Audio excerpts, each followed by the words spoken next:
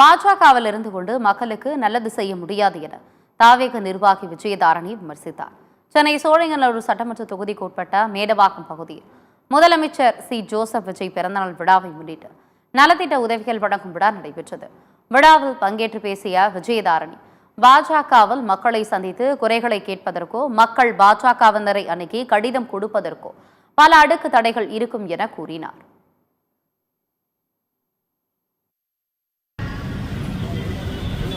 ஒரு அரசு எத்தனை ஒரு 60 வருஷமா நம்ம எதிர்பார்த்த ஒரு அரசு இப்பதான் வந்திருக்கு. 60 வருஷம் ஆட்சி புரிஞ்சவங்க பாத்தீங்கன்னா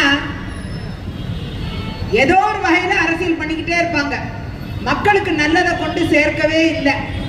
அதான் உண்மை. வருத்தத்தோட சொல்ல வேண்டியதா தான் இருக்கு.